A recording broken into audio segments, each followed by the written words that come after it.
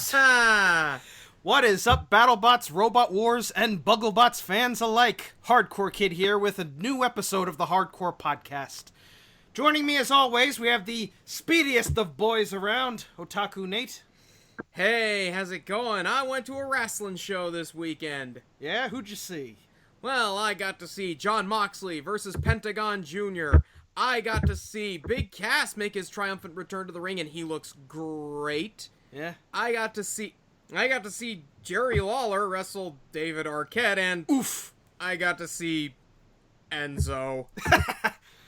But I got to see Bada bing, realest guy in the ring. How you doing? Actually, he didn't cut a promo, nor did he come out to any music. He just let the crowd give him heat. You know he's from Waldwick. I know, and I told him that, and he popped. Yeah. He got a pop over the fact that I was from Wyckoff. Yeah. Yeah, so, things went good. It was a good show. It was a good show. Yeah, and, the main event tore the place down.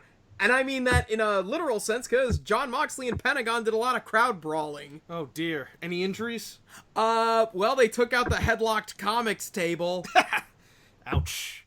Yeah, but don't worry. Hopefully everyone survived. But joining us for tonight's review of BattleBots 2019 Episode 10, we've got our very own personal minions, Resettis Replicas. It's nice to finally have a fellow Red Sox fan on the podcast. Oh, boy. Red Sox. Yankees! Yankees! Yankees! No, I'm just kidding. Thank goodness I don't care about the MLB. Yeah, well, I bought a mattress, and they have this promotion going on that if the Red Sox get a no-hitter this season, I get it for free. Oh, good for you. We'll see. Well, this is back. I think I bought it back before baseball season started. Also joining us, we have Ryan Beaver. Hey guys, how you doing? I'm back at college. Yeah, how's it going at college? I pity you. Good. Yeah, no, I just moved in this Sunday, so I'm just getting settled in, eating buffalo chicken dip. Nice. That's some tasty stuff. Yep, eating that homemade chicken dip, rewatching Invader Zim because I rewatched Enter the Florpus, and that was fantastic. Nice. If you want some good buffalo chicken dip and you're in the New Jersey area, stop on by Mother's Ale House in Wayne. They make a really good buffalo chicken dip. And last but not least, from Team Valkyrie, we have BattleBot's very own matriarch of mayhem, Leanne Cushing. Hey fellas, how's it going? I am not a big Red Sox fan, even though I'm in Boston. I used to actually root for them to lose, so I'd have better traffic.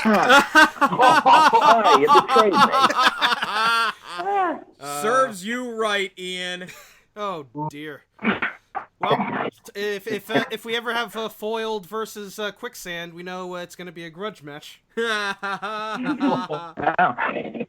I beat him once. Oh.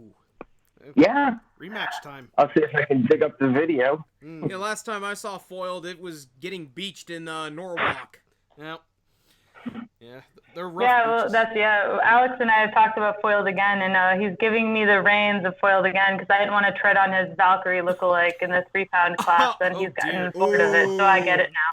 That's some pretty heavy shade. Well, I mean, it's one of those, like, I wanted to do my design my way, but he was already ahead of it, working for Mark Forged helps. And I was like, oh, well, I'll just not do a 3-pounder for now. So. Yeah, well, speaking of Valkyrie, now this is the second season for Valkyrie. What changes? Yep. What changes have you made for this season? So we actually, like, if you look at the front face of Valkyrie, it has less of a point at the top. We noticed last year that we are high centered because, like, while it looks pretty, if we ended up getting flipped upside down, it would be very difficult to move. And so we lowered that crest down. And then Alex actually designed and printed an onyx with Kevlar embedded top piece for us to hopefully skid on if we did end up upside down. And that flat out sheared with both Ragnarok and Hypershock. Thanks. Wow. So yeah, we just bought a chunk of UHMW in black, and yeah, I'm all about black UHMW, and there you'll see a lot more of it if there is another season. So. Well, considering that it's been the top-rated show on Discovery for God knows how many weeks now, I think it's going to be a matter of when, not if. Oh, I'm already planning for it. I've been doing a lot of design work because I figure I'm teaching myself Fusion 360 right now. I'm usually SolidWorks, and I figure it's a good way to struggle through learning it while also integrating with all of Alex's files that he kept as like the main model. So Fusion 360. Ah, I see. You are a woman of culture as well. yeah, well, SolidWorks, they sent me a cease and desist like 2 years ago when we were designing Valkyrie V1 before the show came back, and that cost me. I don't want to say, it's embarrassing. Nah. It's not like I could have bought a used car with the amount of like a good one. I'm not. Yeah, Wow. Yeah, getting away from them is great. don't go into the details. No. But, All right. And then also Autodesk is how Quantum looks as gorgeous as they do Fusion 360 using generative design, and we are totally going to go crazy with that next season too. Yeah, I Nice. saw at Norwalk that. Oh yeah, love that. I saw at Norwalk that Alex is apparently building, like, what is it, a Mantis or a Beetle weight version of Quantum / Spectre. Yeah, the staple Oh, remover. yeah, hell of a thing. Yeah, If I it's was supposed to beautiful. keep that secret, let us know so that I can edit it out. I mean, enough people know, but I think if anything, it's just an unfair advantage for the Northeast right now because everyone knows that he's doing it, or it's sort of spread out. Like he was trying to keep it from the WPI kids, and David found too late out. for that. David Well, they were so- at the last Norwalk event, so now they know. Oh, exactly. Yeah, I'm not worried about it. I think he'll do pretty great with it, as long as he doesn't make it like the drive for foiled again is the trickiest part. So I'm actually playing with a couple different ideas and gonna try to share with him anything that like works, so we could say like low ounce to traction ratio. So should be good. Yeah, and then also with Valkyrie, what we actually just saw with the most recent one. I don't know if you guys follow the social media stuff. Half of the time I don't, because Alex is amazing and does all of it. We collaborated with the WPI kids, and they wanted to use the same wheels and rims that we were. And so I just sent them my drivetrain that I had designed for Valkyrie. I was like, here you go, use it as a baseline or use all of it. I don't care. And so they ended up putting urethane on the wheels for traction, and it worked really well. And so I was like, hey, David, can I borrow 2 of your wheels so we could go test and see how Valkyrie works with traction? And it works amazing. Like, Fred was like, woo, I like this. Nice. he was very Congratulations excited for the about it. win. yeah. Yeah, so we're going to be looking into either going full Brazilian and custom making our wheels, or praying that we can find like decent traction 11-inch that aren't pneumatic or anything, because we don't have like the width for it. So. Now, last year you said you brought 2 models of Valkyrie to BattleBots. Did you bring 2 this year as well? So we brought enough spares for a sum of 3. But we didn't build up a second one until we had everything organized and unpacked. I don't know what other teams would say. I probably will tell you guys too much and someone will get mad at me. But we were one of the few teams that was actually ready to get through safety the first day. Wow. Ribot was also. Like I'm telling you, like maybe 10. Maybe. By the end of the 3rd day, which is all, interviews, hero shots, and safety, like Will had barely started driving his robot. That's to say how ready people were. So Will's really good at waiting till the last minute and everything working. But so like I don't know, it was just sort of we built up the first one, and then we kept getting nagged a ton about like, oh, are you ready? Oh, you need to do this, you need to do this. And so we took a while to build up a second one, and then we got to a point where we're like, well, some parts, like our frame rails on the interior, we only have 2 sets of. So we're like, well, we have the crappy set from last year, but it's mostly helicoiled. Let's hold off and just like build the skeleton, and that's it. And we were right next to Paul, so like he had his dual bite forces and leaning up on carts on either side, and they had 2 different configurations on them. So we figure next year we're gonna like keep a permanent full build and just switch them off every other match, because that's what Paul does, and hey, it works for him most of the time. So. Yeah, speaking of, tonight's main event is the reigning champion Bite Force taking on Hypershock in a grudge match since these two teams have fought each other. This is their third match they've had, and Bite Force is 2-0 going into this episode, and Will wants to get some revenge. But before we get into the main event, we have to talk about the rest of the fight card, and we'll start off with Hydra versus Petunia.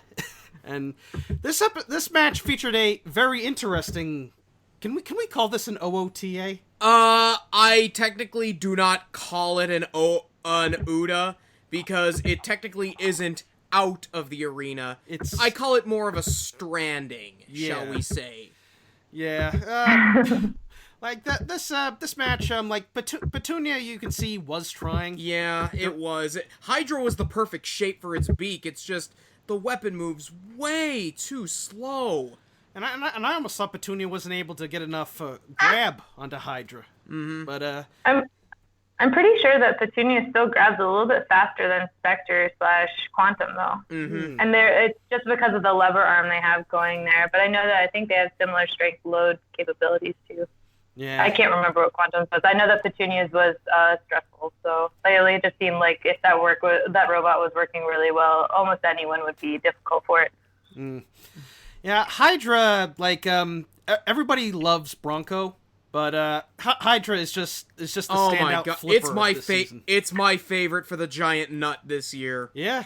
Really? Yeah, it could. It hasn't fought a big spinner yet, but I get the feeling that it'll be fine. Jake Ewert's a great driver. This should be good. Mm.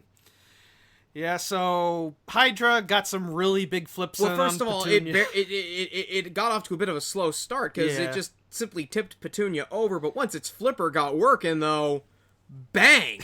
Yeah, from what I saw, I think that was actually intentional. I think the whole point of that first flip was just to see if he could actually get under Petunia, because I noticed after that he never held back. Wow. So not only is that flipper powerful, but even scarier, it's adjustable. Dun dun dun. Yeah. I would say Hydra is probably the. I'm going to straight up say it. I actually think Hydra is the better Bronco. Yeah, definitely more maneuverable. Better protection in the wheels. And the flipper doesn't break. We'll get to that. Oh, yeah. I also think that they have another big advantage. I don't know like everything about hydraulics, but because they don't have to use I know they're still using compressed liquid, but I think they feel like they get more shots out of it too because they're not losing air. Well, you look at how little liquid is in, because it's only like a small vial full of hydraulic fluid in that flipper. Mm. Yeah, it's real powerful, and it really it's amazing what you can do with hydraulics, and just seeing Hydra just go like that, just with just a little bit of that liquid.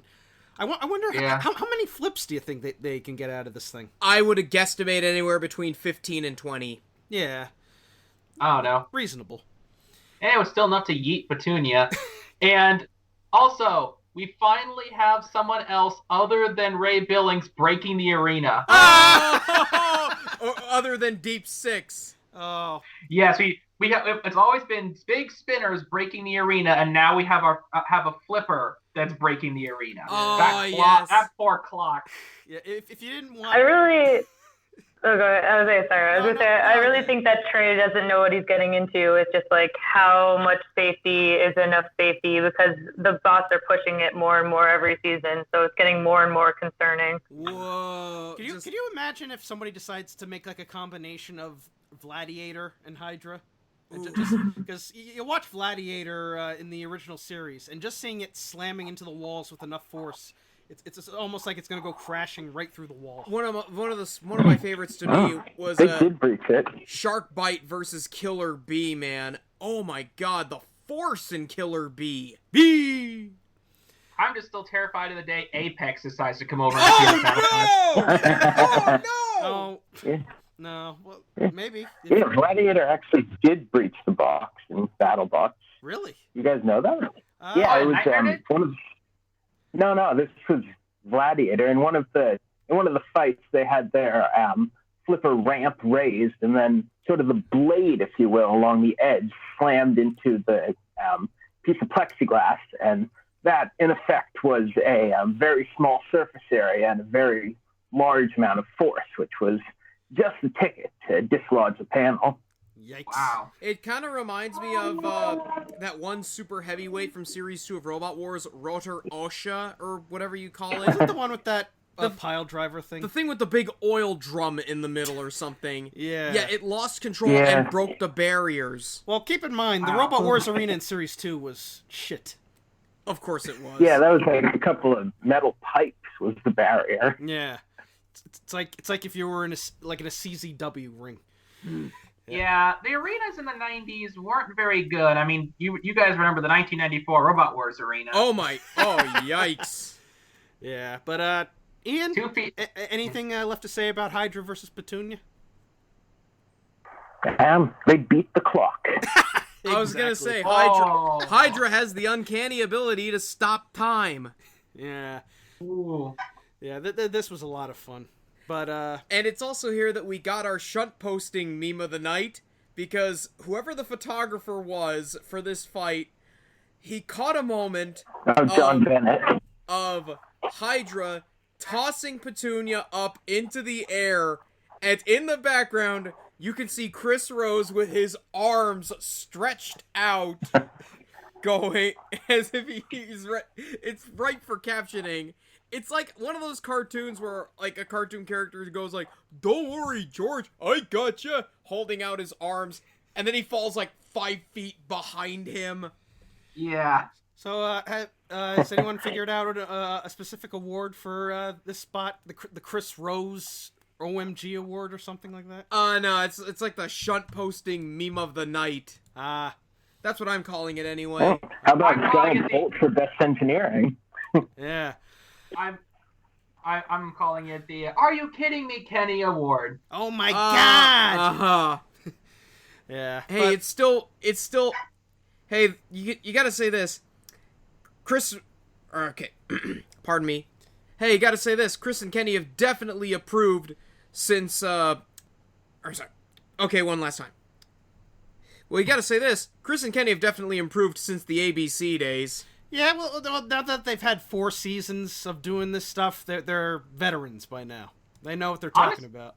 I liked them from the start, but yeah, I think it's gotten better in time. It's like comparing a classical cheesecake to a double chocolate fudge cheesecake with banana cream and strawberries on it. It's like the original's good, but man, it just gets better and better over time. Please don't mention any food. I got a Spartan race this Saturday, and I Yeah, can't Ian, eat you any gotta go junk. on a diet or something. Yeah. Hey, Spartans, that's my favorite Greek restaurant back home. Oh. So that covers Petunia versus Hydra, and the next match was Rainbow versus the Yeti. Not much to say about this one, although Yeah. I had my own little story behind it.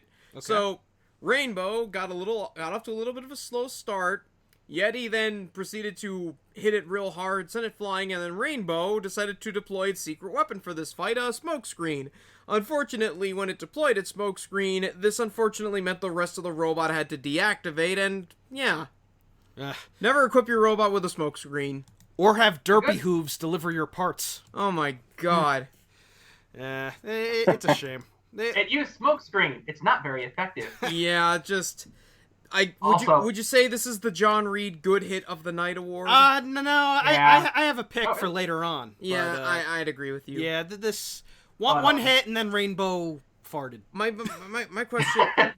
question for this is, why is this on the main show? I mean, Yeti I know has name value, but I'm pretty sure that there were other fights that we've yet to see that were better than this. I don't want to come off like a Dave Meltzer or something like that. In fact, Rainbow, believe it or not, they actually had an unaired Rumble win. So why before don't this. they show the Rumble?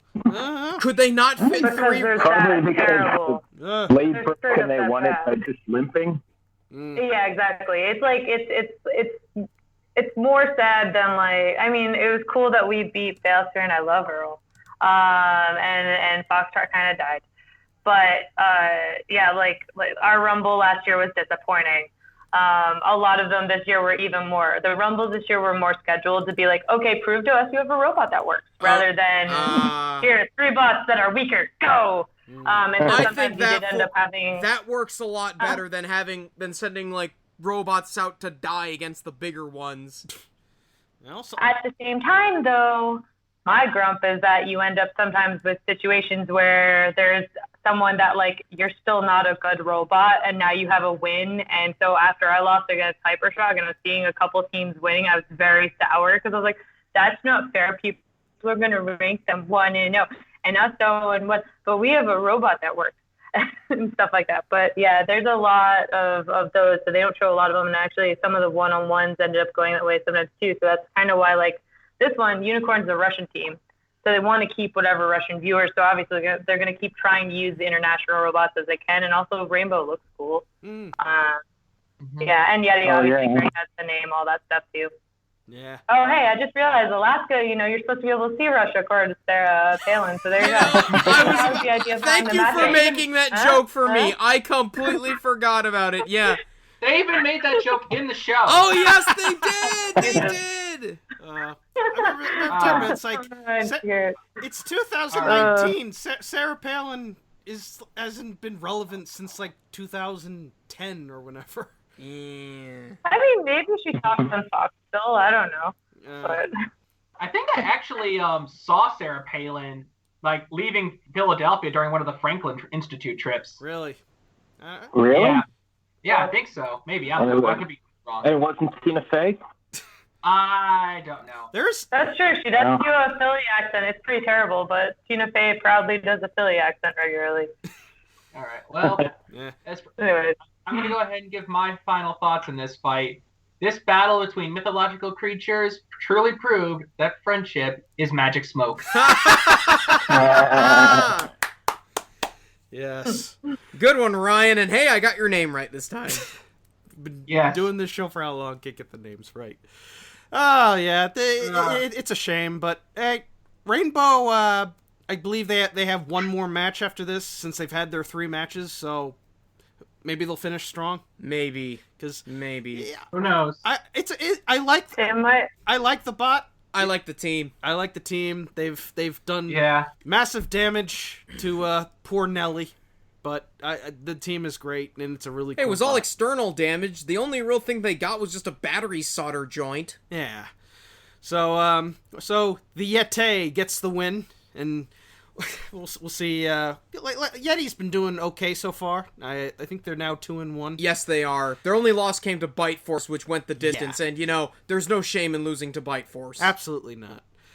Yep. Everyone loves Yeety. The Yeety. Yeah. No, Ryan, it's the Yeti. Yes, I know, but I say Yeety because he yeets his opponent. That's true. You can blame my friend Bobby for introducing that term to me. No, that's Mammoth who yeets its opponents. Hey, if we have Hydra versus Yeti, it'll be a yeeted Yeti.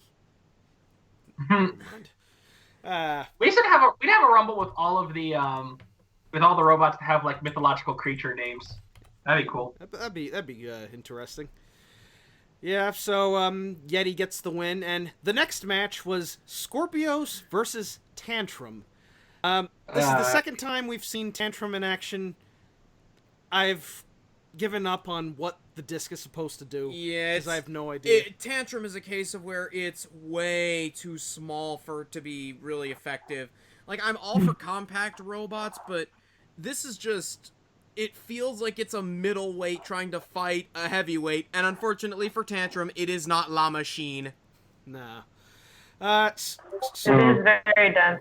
Scorpios, it's had a solid year so far. Is it the 3rd machine to go 3-0 this season? I'm not keeping track. Yeah, somebody bring up a list, but I like the disc, the new hammer disc it's got, just smacking the Tantrum, making good hits. This match, it's just nothing happened. Just move on. Well, there's a way to enjoy it. This is actually thanks to David of Ribot, and now once you see it, it cannot be unseen.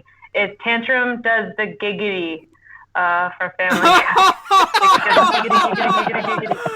Oh no! It's so entertaining to watch now, but also in general, if you just look like the overlap of where the wedges of the forks in the front for Tantrum, just like that's where the spinner goes into. So unless you're in between the 2 forks, or really up on Tantrum, there's no way it's going to hit you. So I hope that he gets rid of them next year. Yeah, the Giggity is the best thing. Yeah, I think overall my thoughts. I mean, I love Scorpios, so I mean, yeah, it's technically kind of like Diet Saw Blades at this point, but I generally love. For me, anyone who builds a hammer disc has instant respect for me because I am a huge sucker for Sawbots and hammer discs. Like, I think that I genuinely consider the hammer disc my all-time favorite weapon in robot combat history. And that's why you Tantrum. I don't argue that's so far they've done that. Tantrum is just is a case of a great concept on paper, but the execution needs a little bit to be desired. Like, I love the concept, and I really want them to try and work this out, but they really need to make their wedges have an easier time scooping up, because they did not. That was like the big thing. Like, the weapon was completely ineffective because he could not get under Scorpius. I don't know. Yes, Scorpios. Like, I've always been very. Take it easy. I know it was a very boring match, but don't worry. This there was some moments. The Pulverizer got scalped. I don't know what the heck happened there, but yeah. Well, I'm sure Scorpios will make it into the top 16, but something about its matches just leaves me with so much to be desired. It gets hits with the disc, and then I always appreciate Scorpio simply because it's a tank. Yeah. Yeah, I will say this: the one thing I have noticed about Scorpios, he's less entertaining this season. I would say he's more effective overall. Like that disc is pretty effective, but it doesn't really have like the entertainment value that Sawblaze has, where he creates huge sparks the craziness of the disc. But when you also compare it to last year's performance, he's doing better, but the fights Scorpios had last year were some of the best of the show, especially Scorpios versus Icewind. Yes. I think that was our pick for best match last season. Honestly, in hindsight, I would have given it to Yeti versus Whiplash, but fair play. Honestly, though, I see where you're coming. I think with Scorpios, it needs the right opponent for it to be truly effective or to truly be entertaining. So, in other words, have it fight a robot made out of balsa wood. No. Give it, like, a horizontal spinner, or any spinner for that matter. Like, when it fought... Yeah, they were actually one of our picks of who we'd go against, and I was surprised that we didn't, but I'm also okay to not face that thick of a wedge. It's all right, but, like, they're still a good team, and the bot... regardless of entertainment factor, it's a very solid bot.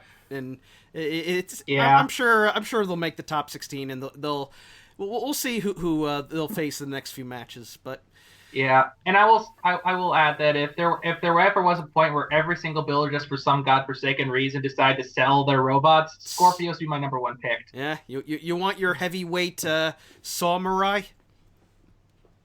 Actually, no. Actually, if I were to build a heavyweight, I really want to do a grabber because there's like none left. With Overhaul and Complete Control gone, there's like zip. Are there any grabbers? There aren't any grabbers left. They're like crushers, but there's not really any like control bots. Control bots. Control grabber lifters. But I'm at the very least I'm hoping that Charles comes back next season with Overhaul again. Yeah. Come on, Charles. Oh, he's been FOMOing real hard. Yeah. He'll be there. Charles Guan, he's the resident shit poster in that group. Yeah, Leanne, you and Charles should team up sometimes. Have a blue-haired battle. His hair is back to normal because he's doing the whole startup hustle thing. But I've thought about it. Like Charles and I used to hang out a lot more than we currently do because work. But I've talked about it. Also, technically, we did get their matchup last year of Valkyrie versus Overhaul. Yeah. That was fun. I think I don't know what he's planning for the next season or his team. But yeah, I stole one of his teammates this year, and we'll see which side the kid wants to get to, Alan. Yeah. All I ask is if you two do fight and you have the blue hair, you have to overly dramatize everything like they do in anime. Like, you have to point at each other. You have to. Oh yeah. You gotta have blue hair. Totally. I think. Is there anything left to say, Ian? Anything left to say? about Tantrum versus. Yeah. Like that preseason, Tantrum had cut this promo of themselves where the robot was hidden behind some barrier, and all you could see was this sheet of metal just flying, what must have been 10 feet into the air. And so I had high hopes for the bot. It was disappointing. As for Scorpios, I fought a flipper bot with a similar wedge design in Dallas one time. It was an antweight called Short Stack, and that wedge was just about the most difficult thing in the world to get under. So I got massive respect for Scorpios. Yeah, Tantrum's been a little bit of a disappointment, but not as much as a disappointment as Bronco versus Free Shipping. We saw this at the Remars event. On paper, we would have hoped that this match would have been just as good as that match. But the BattleBots... Now we know it was a rematch. The BattleBots gods were pesky this season. Because Bronco fires the flipper, and then all of a sudden, it transforms into Toro. The ram goes up. It's like watching a bone break or something. Crunch. Units lost.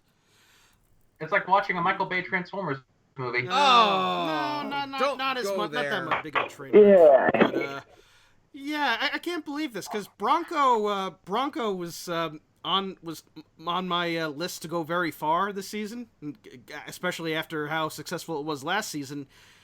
This season, it's just been pants.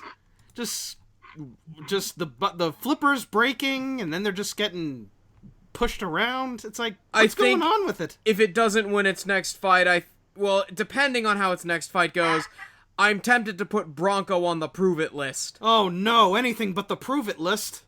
Okay, so I think that you have to keep in mind, I'm pretty sure they put Bronco away from last season and literally did nothing with it until they showed up. Wow. Like, hey, it's money, so like unless you want to be like my team, we go out and we fundraise a ton and whatever, but Xander, and they're busy, working for Bezos and stuff. So like, I'm guessing what they were like is like, well, you aren't giving us any money, so we're not going to buy that many additional components or whatever. And so when you keep repairing titanium, like, titanium welds are tricky to get right anyways. We know. We've broken one panel. And then, titanium is just brittle. So that forgiveness factor of how many times it can be hit just the right way, like, that's more fragile, too. I don't know. I think they're still like, I don't want to go against them, even though they'd have a hard time grabbing us. Not saying if we did or didn't go against them or any flipper this season, but I think they're still great. It was just like a luck of the draw, and I think that that like edge where it snapped, I think that was one of the spots they had to re-weld, which would have been in a non-controlled environment outside at competition. Yikes! So I think that's part of it. But even with he was not expecting it. I did like them showing him saying "oh blank" on screen. Beep. So yep. Yeah, it was really good. I will say, I do feel happy for Gary Jin finally getting a win. Because keep in mind, he's won Robo Games 7 times, and then he comes to BattleBots and only ever wins 1 match. Apparently, he's had bad luck until ever since season 5 of BattleBots, the original. He came runner-up in the one time in the original BattleBots. I think he lost to Hazard or somebody when he had the Big B.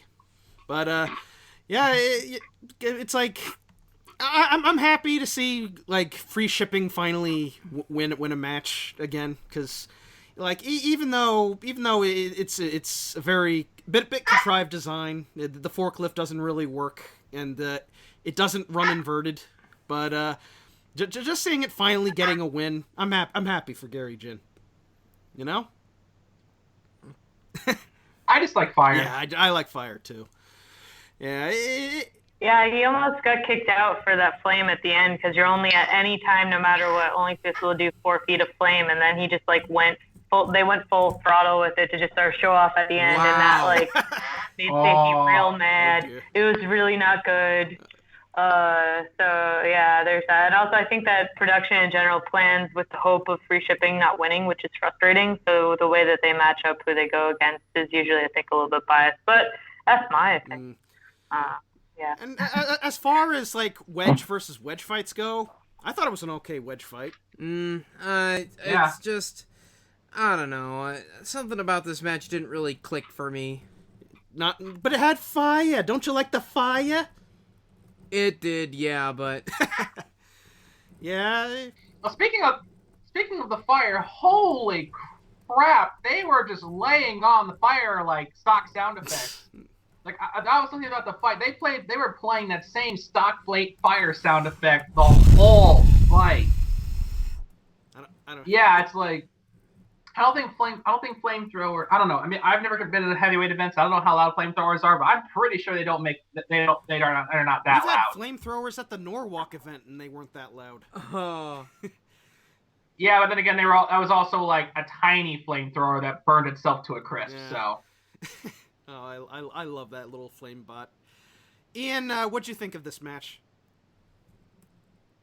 Well, on last Friday morning, I was trying to entice a coworker into watching BattleBots by telling him to look out for Bronco because it can throw a washing machine 15 feet into the air. Oh. Yeah. Well, I mean, at least we got a good flipper, so I didn't look completely a fool. No. And, I mean, I'm 1 for 1 for telling them what to look out for because I predicted Railgun Max the first time we talked about BattleBots. Yeah, it's a shame to think Bronco is now 0-2. Who would have thought that? Well, I mean, on the plus side, we're looking at a promising robot a spot opening up for a promising robot that didn't make it in last year, like Valkyrie. Ah, yes, that's true. So with that transition, should we move on to the next fight? Yes, we must. Well, Leanne, last time you beat up Tim from Concussion's bot. Now you beat up Tom from Monsoon. Tauron. Yeah, I wanted to go against them last year, but this is obviously before like the weapon motor stuff was ironed out, so I'm glad it was this year. But like I just saw the fact that they have those forks that stay on the ground all of the time, and we like to eat things that stay on the ground all of the time. So I was like, I want to go against them, and I'm glad that it wasn't last year when we were still having reliability issues. And then it sucks that they were having some reliability, like they were having transmitter issues, like radio issues, and so that kind of sucks because like I was expecting us to hopefully win, but it was going to be a more even match. And yeah, I didn't realize how aesthetically we looked the same until we were literally right next to each other. I was like, oh, come on. Like, completely independent design, but still end up look kind of the same shape, and we chose the same color, choices of black and blue. Yeah, lots of black and blue in this match. Oh, yeah. And you certainly man, left Monsoon black and blue. Yeah, I have a lot of joke. damage pictures that make me happy. Apparently we almost split them in half. Like we just machined through the bottom of their robot to the back wall, and that's all that was remaining for us to have to like get through. And then they had a lot of work to do after. Wow. You gotta admire Monsoon for being able to still keep going against your guys, because he's just running right into the desk. You can see sparks flying everywhere. Oh yeah, so many sparks. Merciless, delicious.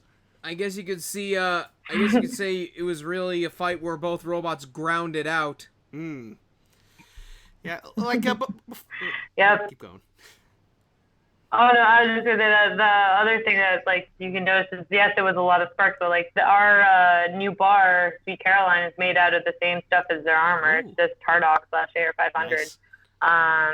So that's like it's just basically speed plus hard against hard, and slowly whittling away on each other. So yeah.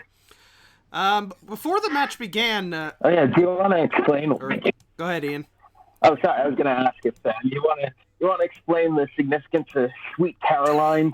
Us Bostoners know, but the rest of the audience might not. Sweet Caroline. Yo, I didn't actually know that that was a big Boston thing until it was on like Twitter recently, and I was like, really? That's what? Oh Sweet man, because I'm not a Boston Caroline.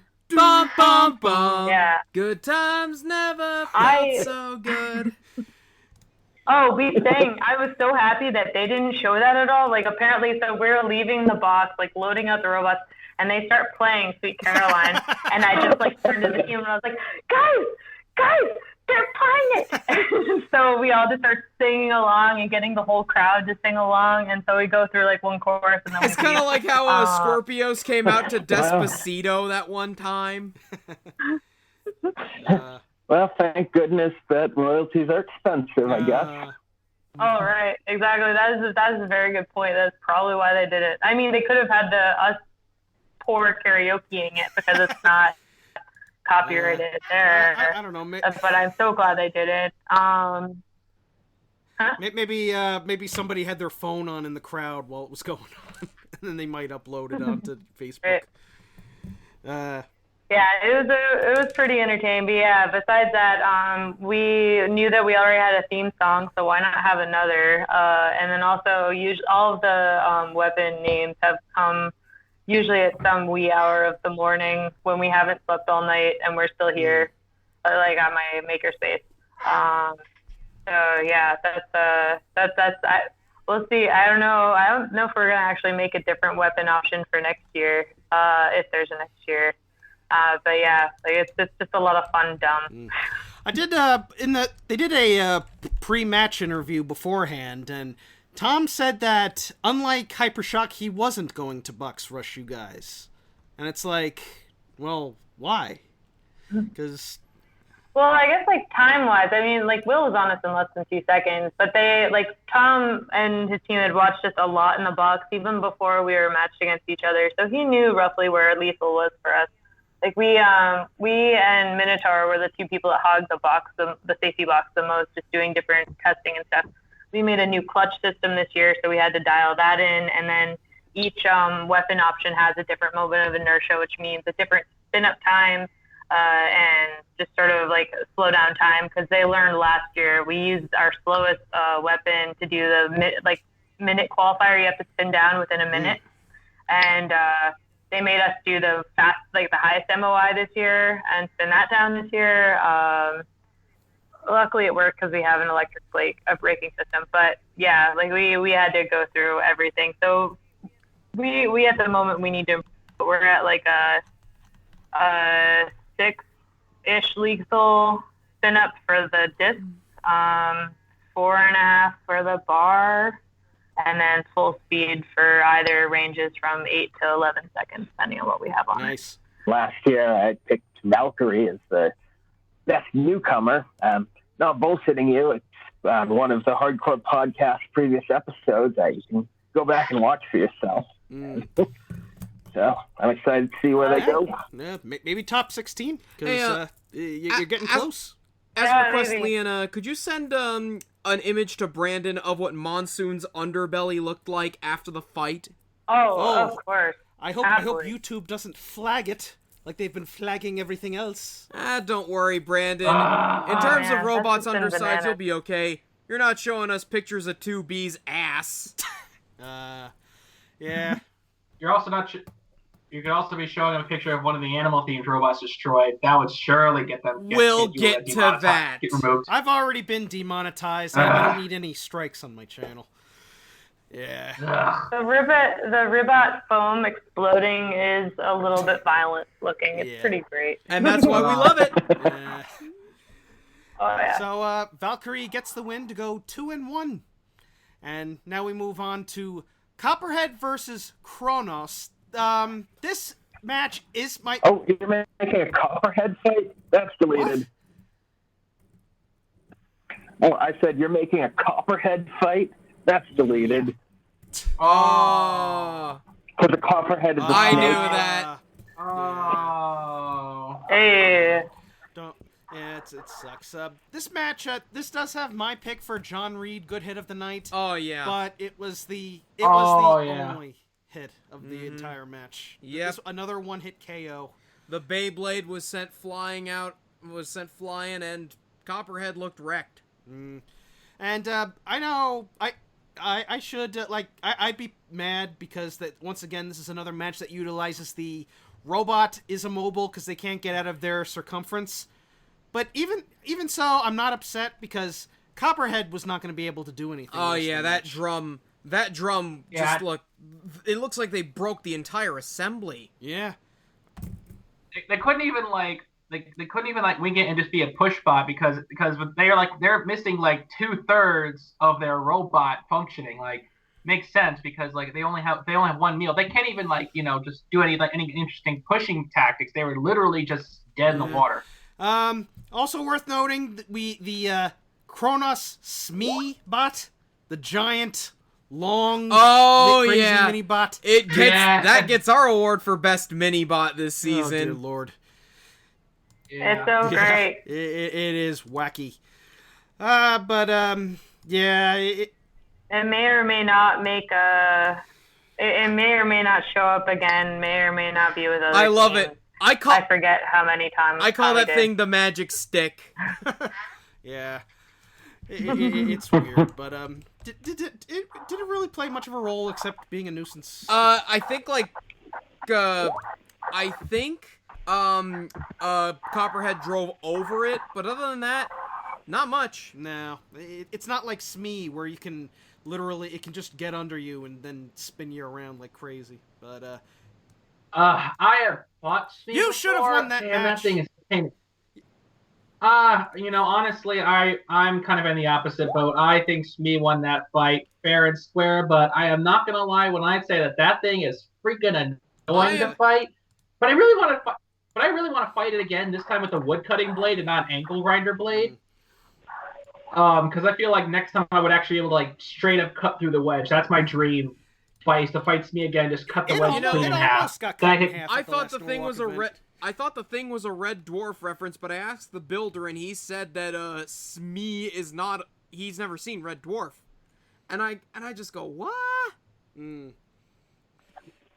What is it a reference to? Is it from Hook? I hope it's from Hook. Captain's or Mr. Smee. Mr. Smee. That's the joke I made when I first heard about that robot. The first thing when I see Smee, I think of Crichton trying to say the word Smeghead. You're Smee. You're a Smee. You're a Smee. You're a Smee. Hey. If the Smee team ever gets onto BattleBots, I legitimately want them to make a robot called Mr. Smee. They might. I mean, he was just at King of Bots this year, so there's that at least. Right. Yeah, but one hit knockout, but it was a nice hit, and it's good to see Kronos get a win. Yeah, I was shocked that Copperhead lost. I thought this was going to be another easy win for Copperhead, but what can I say? Kronos shocked me. Did you guys see the interview with Zach, what the rest of the team is doing in the background? No. When they're working on the robot, they pull out, the snake, and they're doing a bunch of, Oh, fake yeah, stuff. I forgot. Yeah. I keep forgetting that. I was thinking, what the heck are they doing back there? What are you talking about? Oh, yeah. If you watch their interview in the background, when Zach is talking to the camera, the guys in the background, they're pantomiming. They're doing, all sorts of cartoonish stuff with the tools and whatnot, and one of them is just bopping the snake against the robot in the hopes it works. That was funny. I was thinking, what are they doing back there? And then it's just being wacky, and I love it. Kronos gets the win, and now we get our big main event, Bite Force versus Hypershock. This was hard to watch. That's all I have So to say. close. So close. Will almost got it. Yeah. Oh my god. It was so close. Will made the same mistake that many bots have done, and he went head on into Bite Force's blade. And it's you always got to attack it from a diagonal angle, because if you get anywhere but those wedgelets, you'll be good. Yeah. I know. This was a fight where there was just a glimmer of a hope that I was like, what? Is Bite Force not going to win in a cheap shot to Chomp? Nope. Oh my! Is it actually going to happen? And then Hypershock right at the end of the wall got hit by his own blade. And it's like, oh yeah, okay, now it's just a typical Bite Force fight. Yeah. I don't know what it is about Bite Force this season, because It is a champion, the reigning champion, a 2-time champion, but its matches have just it's like it seems to be it's winning matches, but it always seems to have these spells where it's losing drive. It looks beatable this season, and then the opponent just kind of YOLOs into its blade, and then Bite Force suddenly comes back to life and starts attacking. Yeah, I mean, Ian, you go first. And I was going to say that whoever beats it is probably going to have to be able to take that blade. Yeah. YOLOing, as you said. Yeti, they almost killed it by going blade on blade, right? But they almost killed Bite Force Spinner. Yeah, there's only 2 bots that have actually broken Bite Force's spinner. One is Chomp, the other is Huge. And I think Huge hasn't fought Ice Wave, and there is no Ice Wave this season. But I think you need a bot with a good weapon like Huge's blade to be able to take out Bite Force's weapon. To just get over there and clunk it. I don't know if you noticed, but Paul added a very hefty chain guard on the top of around his weapon for that reason. It will be difficult to get into it. That was their last year, though. They added it. I feel like she added a little bit to it. I don't know. Yeah, but if you're going to fight Bite Force, you gotta go from the sides. Just yeah. If you're going head on, you go first, but then you got to back up real quickly. Otherwise, Bite Force is gonna just go smack into you. But I'll be honest.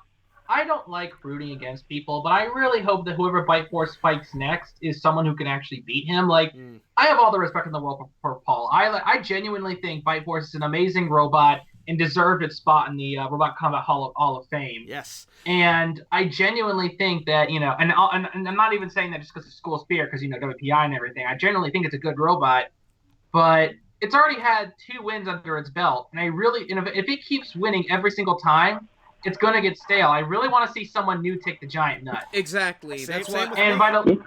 Me too. And this season, it's looking like another win for Paul, and that's not going to be good. I think, if he wins, I'm sure that's going to be really happy for him. But I think for the long-running sport, we need someone to be able to beat Bite Force to show that that robots are evolving, and it's not just Bite Force wins again. Oh yeah. That's why I say I think Hydra could do it, because it has yet to fight a big flipper that isn't Bronco, and Hydra, I think, has the brute force to do it. It could be Hydra, it could be Huge, it could be any horizontal spinners. I want to finally see Tombstone versus Bite Force. I want to see a battle of champion versus champion. We might. As much as I'd hate to say it, I'd even take Chomp back. Oh, you had to go there. Yes. But it's a shame. But Hypershock, it's been doing all right this season, and losing to the champion is no disrespect. Yeah. Hopefully he can repair that damage and finish off strong for the 4th match. Yeah, and hey, at least we'll be able to see everyone's favorite $400,000 Tyco RC car fight again in the future. Yes, absolutely. Yeah, so anything left to say about this main event? Man, I really, this is a perfect example of when they go ahead and, some matches they'll call out crab walking, and then, for example, with the Copperhead Rainbow fight, and then they don't technically start counting out Bite Force. Yeah. That's all. I'm just wait, he's doing the same thing. But no, because it's Paul, and it's not a new team. Yeah, there was a couple times in the pits that people were yelling BS. I wasn't actually there for the Hypershock Bite Force main event that night because my team was beaten to hell and tired. So sorry. Yeah. That was bad to say. But we had to get out, and usually you don't leave until 11:30 if you want to see everything till the end, and we didn't want to be there that late. You'll be like my dad. Okay, son, I'm gonna drop you off. I'm gonna go back to the hotel and sleep now. See you later. Let me know when you want me to pick you up. Usually we just sleep in the pit area, or I actually sleep in the back of the SUV we rent because the drive back and forth in LA to the hotel is a half hour. And yeah. Yeah, but so that covers episode 10 of BattleBots 2019. Bite Force goes 3-0. Hypershock is 2-1, and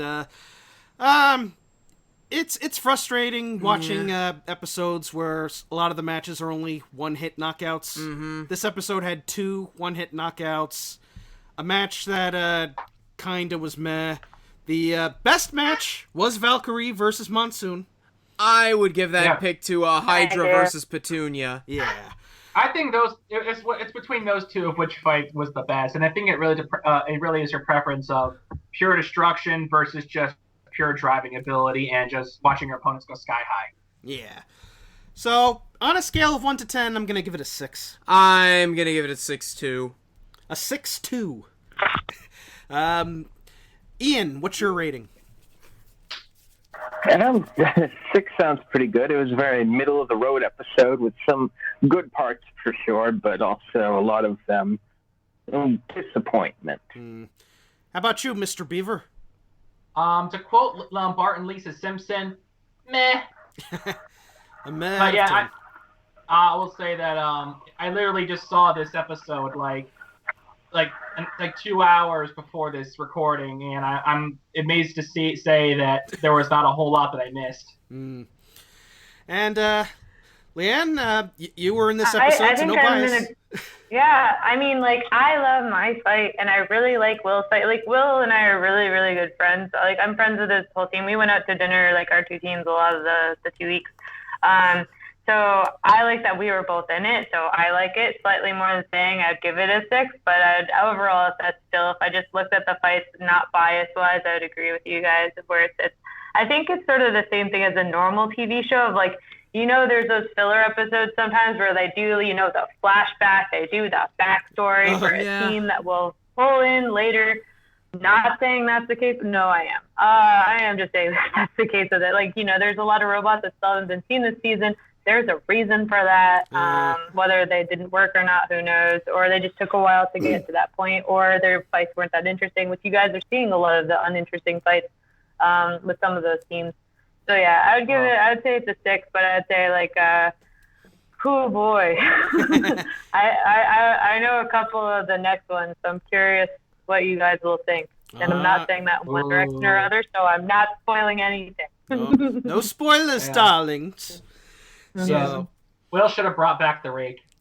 That probably could have worked. Actually, I just thought of something. What if instead of that big plow at the front, he actually had like a rake-shaped plow? Oh my god. That probably could work.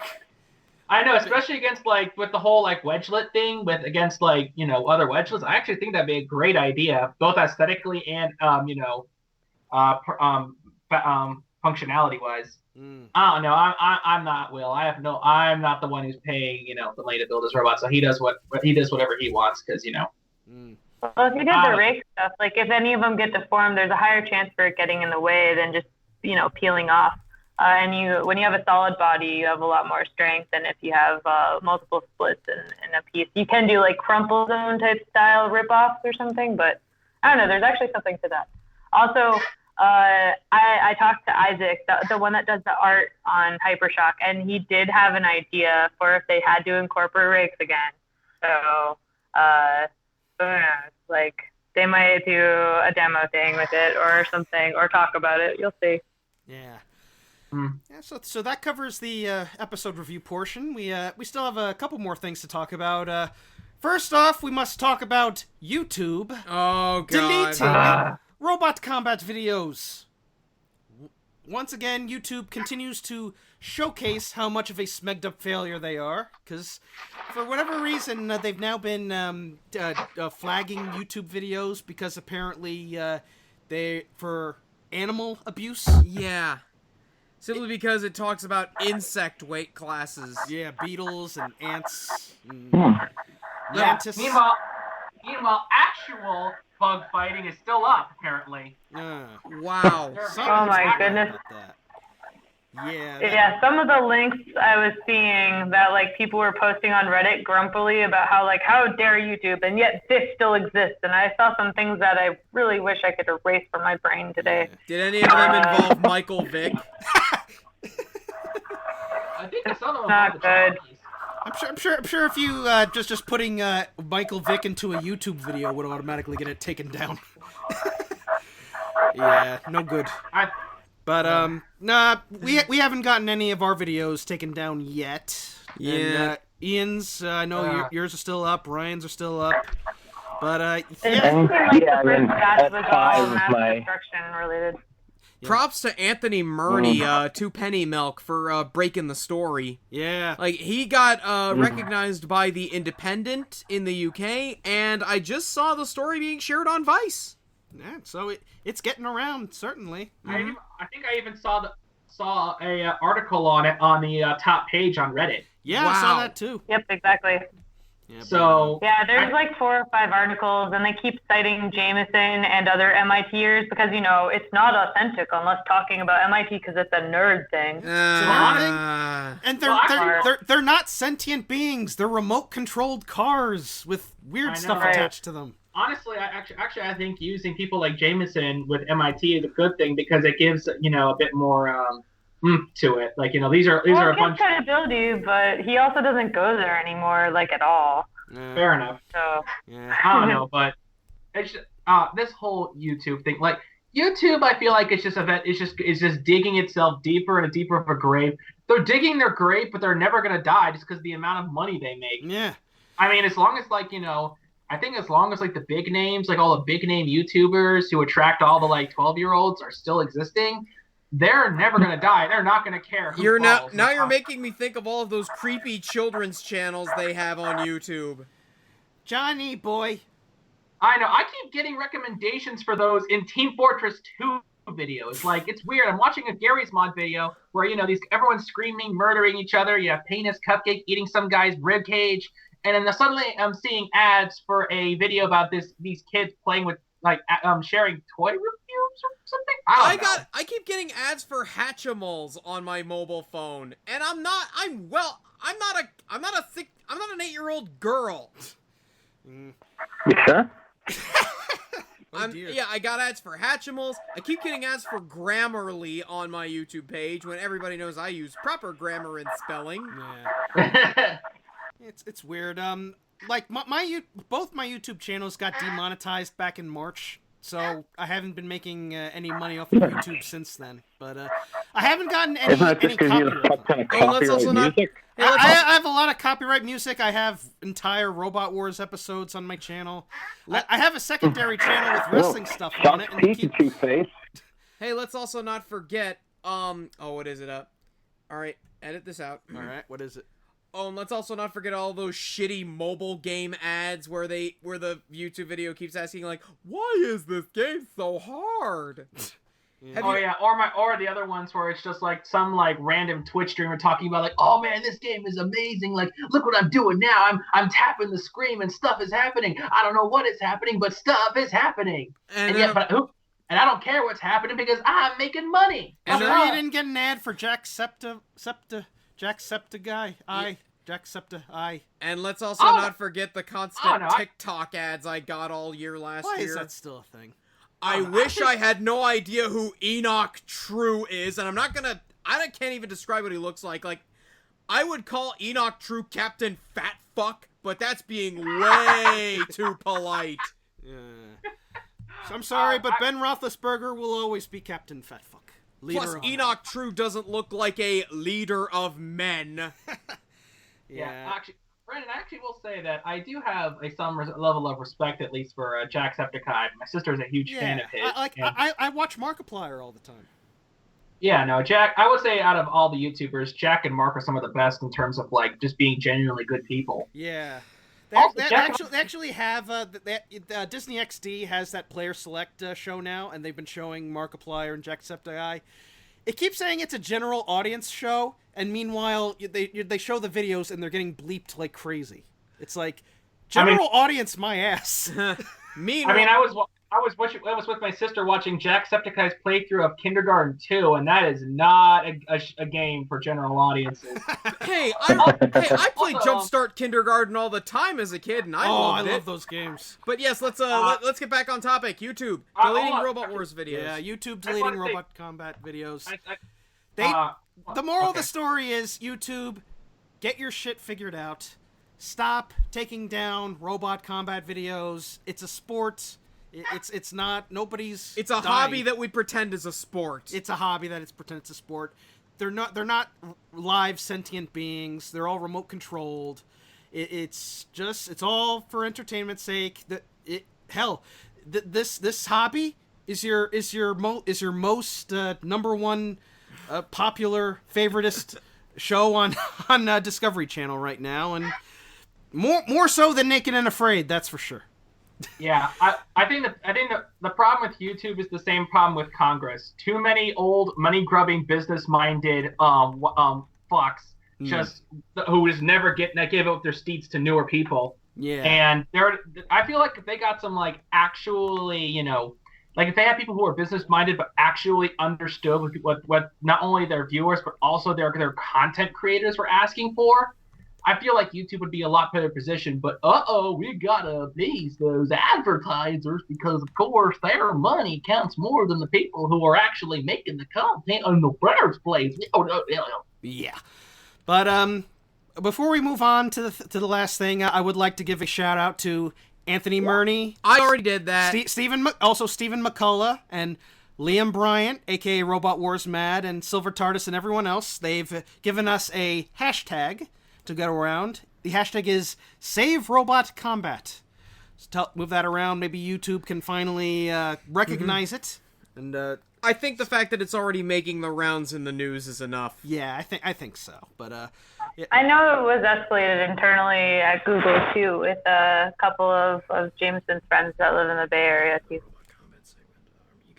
Like Google just has a submission page if you're internal, if you find bugs and stuff. So that was getting escalated, and I think that someone directly from YouTube commented about it after the Twitch stuff today too.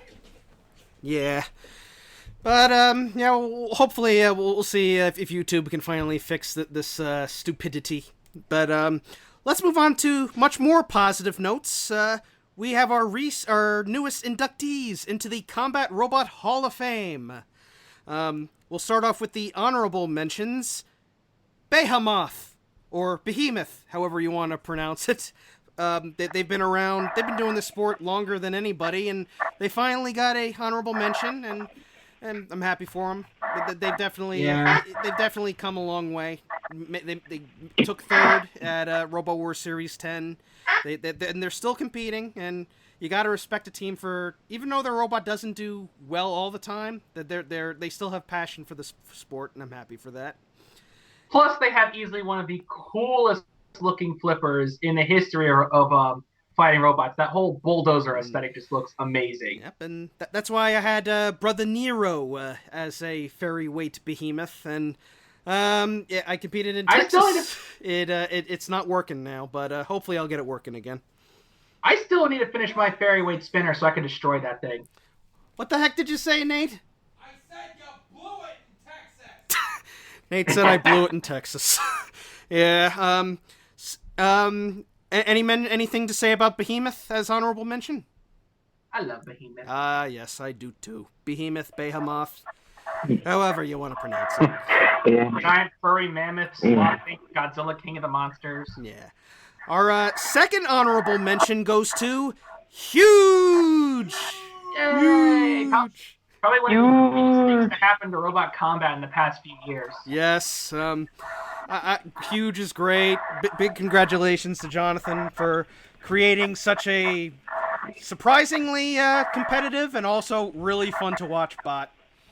I know. I mean, honestly, if Gabriel did not get in first, I feel that Gabriel got robbed. Yeah, I think Gabriel. It's. I think as far as design goes, the fact that Huge was able to get the big wheels and combine it with a nice destructive spinning weapon. yeah. And Yeah, I mean, Huge for me is in there not just for the heavy, but for the lower weight classes where it was up against, nobody had a protected top and half the robots were weaponless wedges. It deserves the Hall of Fame for those particular things, not for the heavyweight. I still remember seeing Huge for the first time in Motorama a few years back. When I first saw it, I was like, okay, this thing's obviously a joke. And then it places second place, only losing to the only robot who could actually reach it, which was Megatron.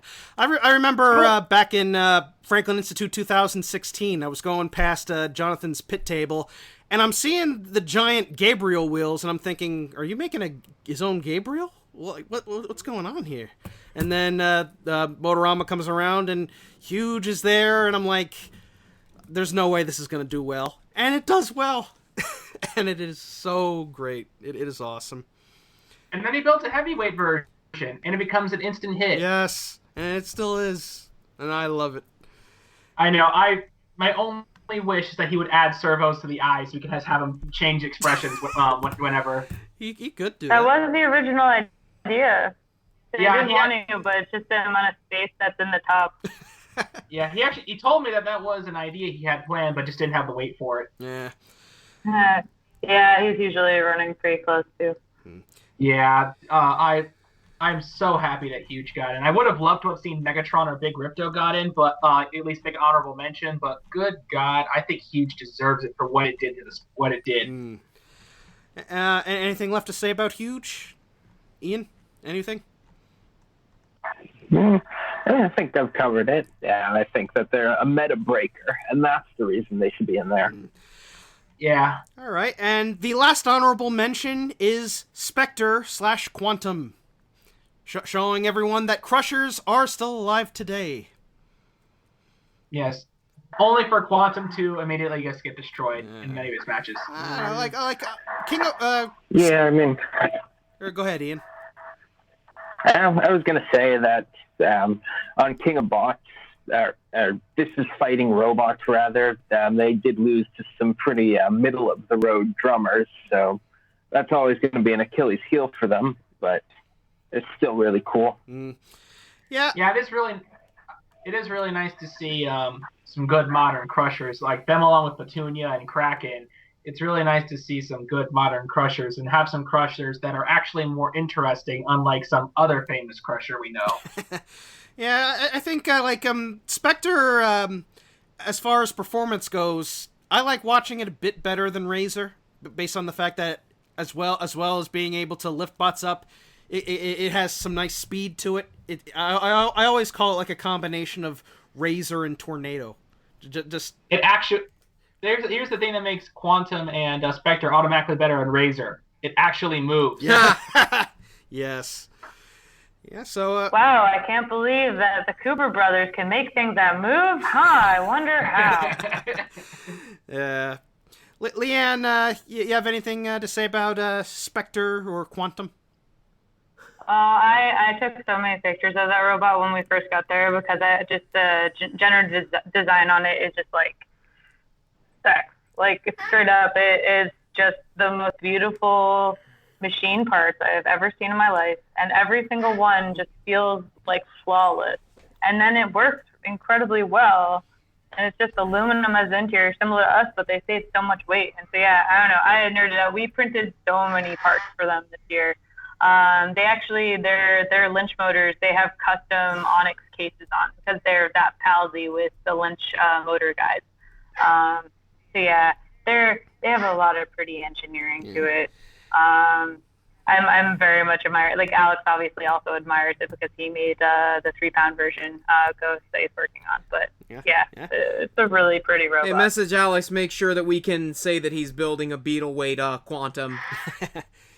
Yeah, I'm sure it's fine, but I'll double check. He's currently traveling abroad, so I should be able to he'll be able to tell me by tomorrow, I'd assume.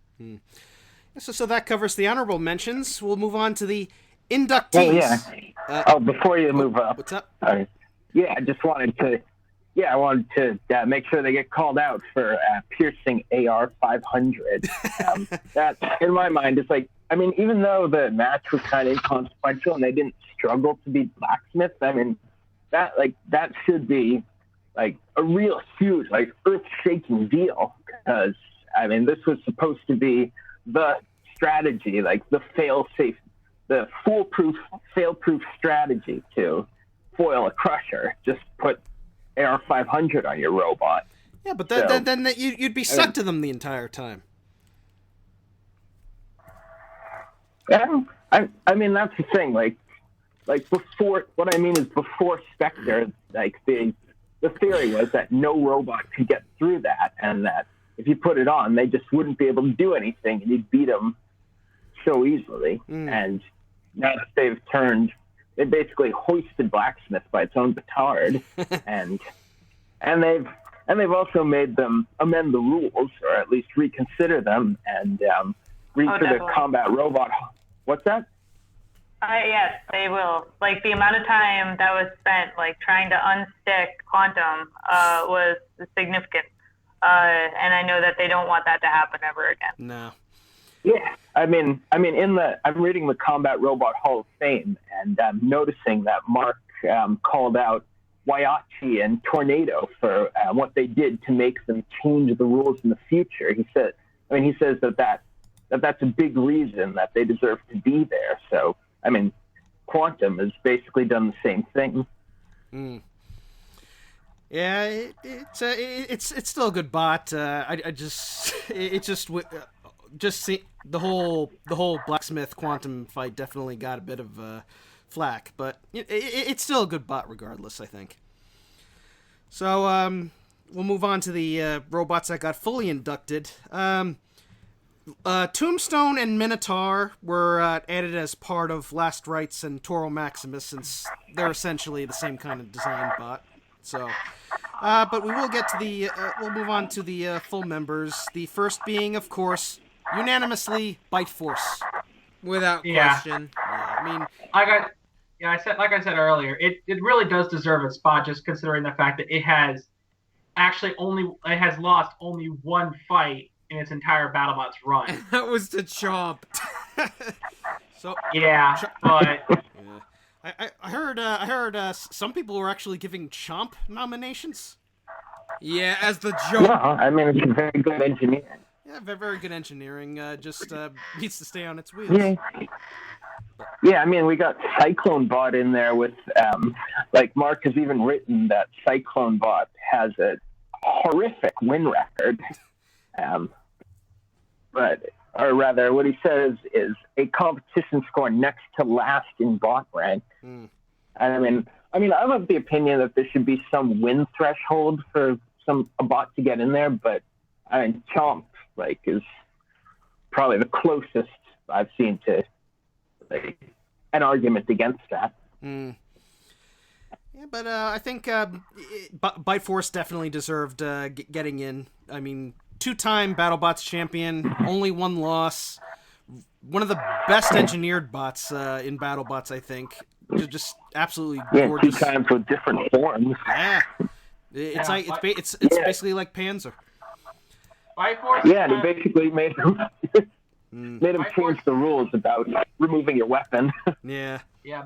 Bite Force is literally the definition of, like, if I don't believe in the Apex design, but if I had to pick one, Bite Force is definitely the definitive Apex design at this point. The Apex Predator. Yes, it's more Apex than the actual Apex. Oh dear. Yeah, and they tell me that it's no accident that in last season when Bite Force and Hypershock met, it was no accident that Bite Force was able to juggle Hypershock. It was designed to do that. And that's true. That's scary. Leanne, anything to say about Bite Force? I wish Paul didn't win so much. So that's mostly just because, he's really good at driving and his robot does a tie. I don't know. There's really not too much, the way that they run their team is so serious when we're at competition, and that's, the only thing that bothers me. Is because, we're there for 2 weeks, so most of us have to take time off of work, and then they just run it like it's still a job. They totally deserve it. The engineering's there. I've looked through Bite Force pretty well between being neighbors and also because one lived at WPI for a bit last year. Might still be there. I don't know. Brian, do you know? What? If Bite Force is still, on campus somewhere. I have no idea, to be honest. I have no. Yeah. I literally just got here 2 days ago, and I've only been on campus just today to buy books. I have no freaking idea if he's still there or not. Yeah, I know, like, the end of last year, at least, it was there, so who knows. But, yeah, like, I've looked through it. I see a lot of good design intent, and it's great that he can drive really well. So I want to see him go with a different weapon style and see if he can still do as well. But big congratulations to Paul Ventimiglia and Bite Force going into the Combat Robot Hall of Fame. Representing Jersey! Yep. And last but certainly not least, we have our first ever Beetleweight inducted into the Rock Hall of Fame. It is none other than Jameson Go's Silent Spring. I was so happy to by find far out. the most deserving beetle. Oh my lord. That was amazing.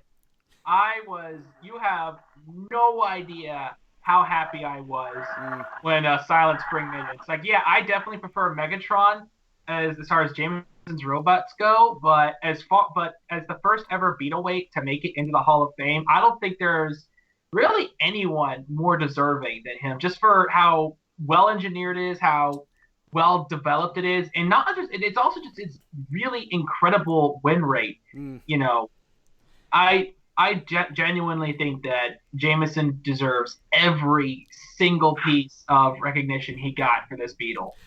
And Silent Spring is the kind of bot where, like, I fought Silent Spring quite a few times, and it's terrifying having to fight this thing, because you know when you fight him, you're going to end up with your bot just in parts.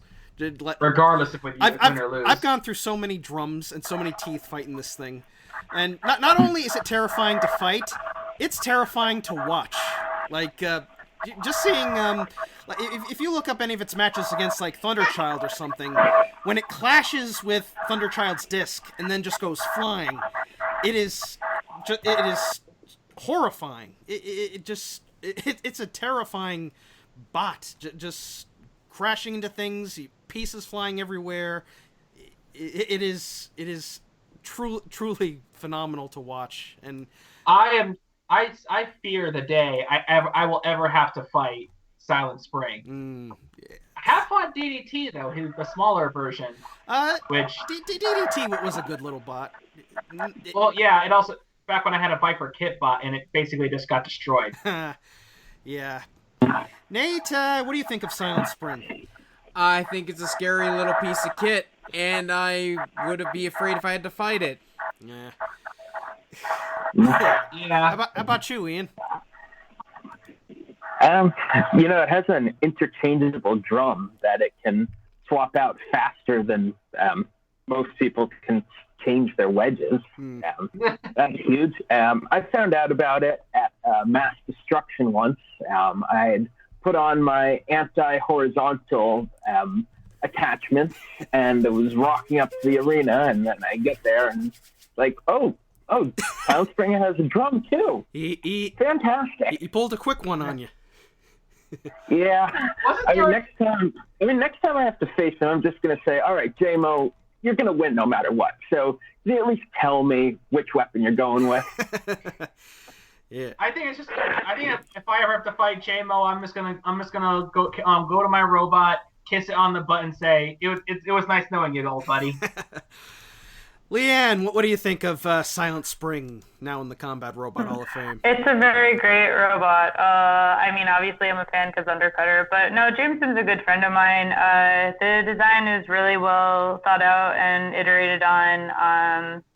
I wish that Aaron Fan was on this coast, his good friend, because they just go back and forth on who beats each other, which would be cool to watch in the Northeast events. But yeah, no, it's a really well thoroughly designed and done robot. He's done pretty well of like keeping his blog on all the different design iterations he's done.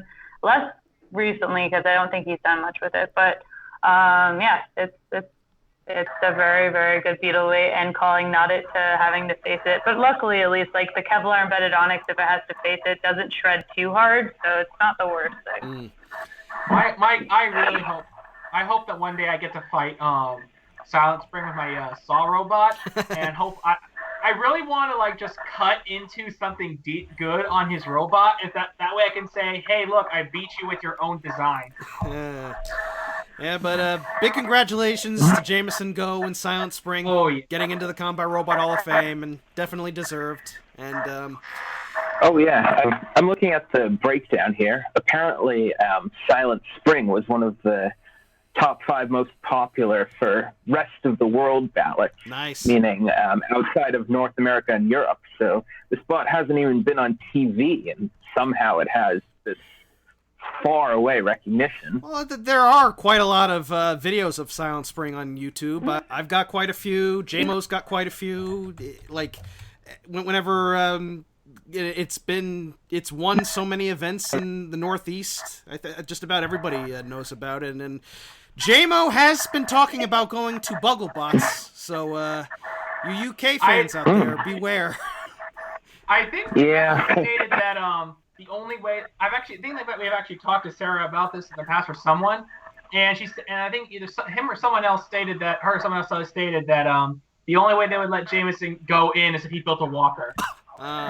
Good. Because I think they know that if Jameson entered, he would just win by default. And in all seriousness, though, if Jameson did actually end up building a walker, I would pay money to see that. I have. There have been some noticeable shuffle bots that have been really successful. I remember Kyle Singer built some shuffle bots, and he had some good success for those. So, hey, well, maybe JMO can have some success with the shuffler. I still consider Hozard one of my favorite ants of all time, so I love me a good shuffler.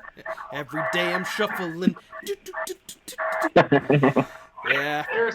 Oh yeah. I also I think Eruption might have made it to 25%, which is moot because they're honorable mention already. They're still in the honorable mentions. Still cool. But yeah, but that's still cool that they got 25% of the votes again. Their featherweight explosion is in the Hall of Fame. Yeah. I think if they do get inducted, would it be a separate entry, or would they combine it with explosion, or like? That's a good question. Or maybe not, because Kilohertz and Beta are on here too. Or are they? Yeah. Well, I mean, those are like completely different. Yeah, maybe.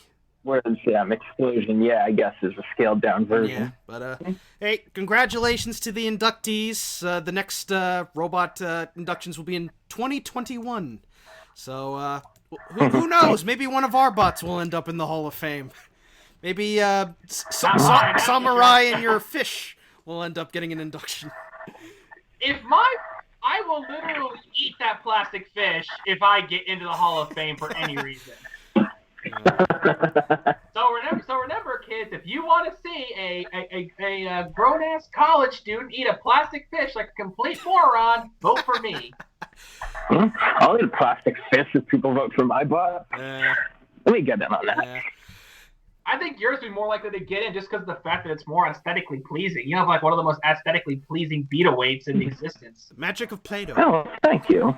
At least you'll be eating Play-Doh, which I'm sure is much more edible than fish, than plastic fish. Yeah, but that covers everything for this episode. We talked about BattleBots episode 10. We talked about YouTube Gate, and we talked about the Combat Robot inductees in the Hall of Fame. And Leanne, you still there? Of course. Great having you on, and congratulations on your win. And we'll see. Thank you, and thanks guys for having me on. I get to go back to work on robots. Yay! Now, so. What's your next event going to be? I'm on the fence. So my startup, I haven't been paying myself for a bit, and it hurts financially right now. So it's all going to be hindering on that. Like, I'm still doing all the design and building as much as I have components for right now. So right now I'm actually working on a project that's not combat, as well as designing Valkyrie 2020 stuff. But yeah, I'm leaning towards going to Franklin. Ideally with a new revision of foils again, but we'll see. And then either that or I could bring Skuld. I think Skuld might win out of that. And then after that, Norok Havoc is somewhere around there, so maybe that instead. If I don't do Franklin, at the moment it's up in the air because money stuff. So. I'm sure I'll probably tag along with people too, Franklin, at least like Jonathan and Peter, who I think are going, if they have the space, just so like I can help them out with driving and all that if I don't break a rope obstacle. All right. Well, good luck. And also a reminder to everyone that the next event for Team Headbangers is going to be the Raymore and Flanagan Rumble. It's at the Raymore and Flanagan. Yes. I'd go to that, but I got Colossal Con East that weekend. Yeah, you'll be in the area. You can stop by. I don't know if I can. It all depends on my panel. Yeah, it's at the Raymore and Flanagan in Wilkes-Barre, Pennsylvania. Wilkes-Barre. It's September 14th, so if you want to see Mondo Bizarro, Silent Spring, Quicksand, Thunderchild, and the rest fight it out, come check us out. So, yeah, can't wait for that. So, until next week, until episode 11, I am the Hardcore Kid. I'm Otaku Nate.